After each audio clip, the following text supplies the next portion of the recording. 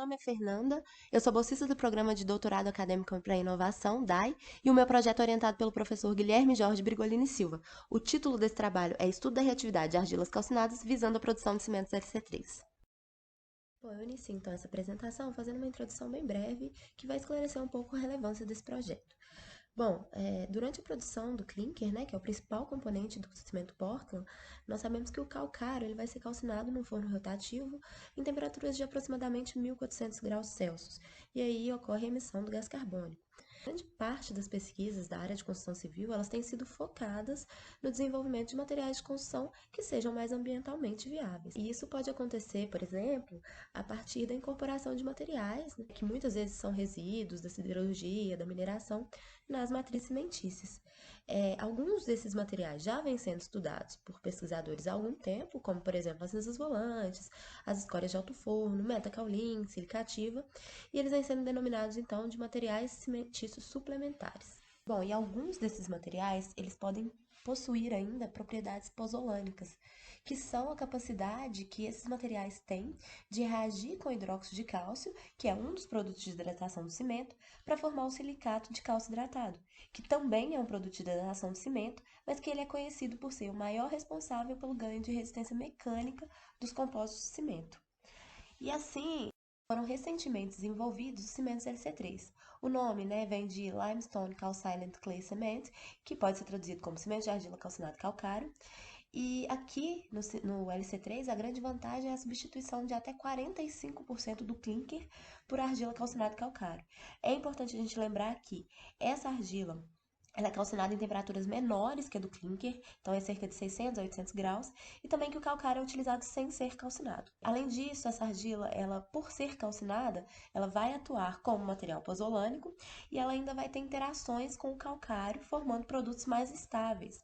Uma outra grande vantagem que vem sendo apontada pelos pesquisadores é que o mundo possui uma grande disponibilidade tanto de argila quanto de calcário. E falando bem brevemente sobre a estrutura dos argilominerais, as argilas basicamente são compostas por camadas de silício e de alumínio, e podendo então ter também alguns íons, né, entre essas camadas, como sódio, cálcio, magnésio.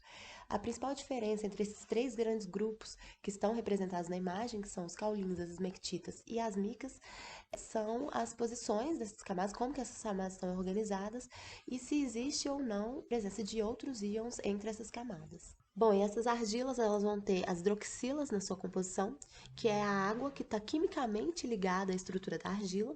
Essa água, né, durante a etapa de calcinação das argilas, ela vai ser retirada da estrutura. Quando ela sai da estrutura, ela desorganiza essa estrutura, e que até então é uma estrutura cristalina, e ao sair e desorganizar, ela passa a ser uma estrutura amorfa. Isso ocorre entre 600 e 800 graus aproximadamente, dependendo do tipo do argilo mineral. E é aí que a gente vai, tendo uma estrutura amorfa, aumentar a reatividade da argila e com isso as propriedades pozolânicas elas são melhoradas. O objetivo desse trabalho foi então avaliar as propriedades microestruturais e a reatividade das argilas não calcinadas e também diferentes temperaturas de calcinação. A metodologia desse trabalho consistiu, então, na avaliação de três diferentes argilas, são elas a argila luminosa, que nesse trabalho foi chamada de A0, a argila pozolânica P0 e a argila silicose S0. Elas foram caracterizadas por fluorescência de raio-x, difração de raio-x e granulometria laser, e também pelos ensaios de reatividade, a PLR3 e NBR5751. Depois elas foram calcinadas em duas diferentes temperaturas de calcinação, 600 e 800 graus, e, portanto, tivemos mais 6 amostras. A letra representa a argila e o número a temperatura de calcinação.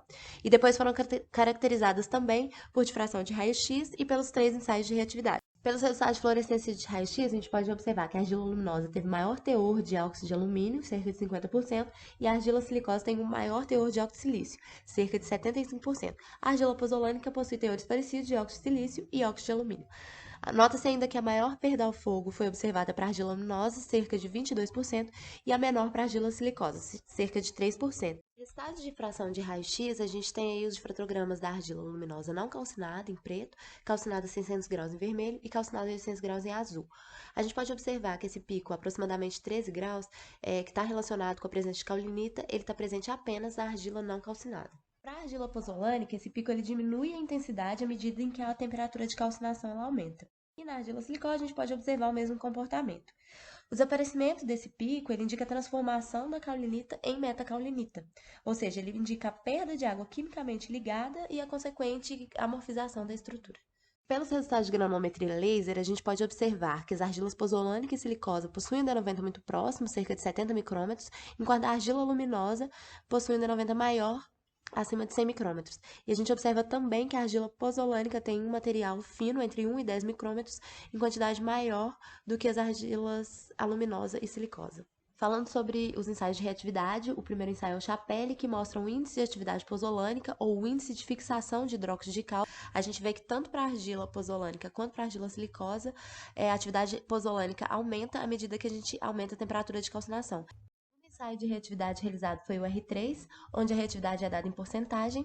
A gente não conseguiu resultados para nenhuma das 3 argilas silicosas, visto que as pastas não endureceram.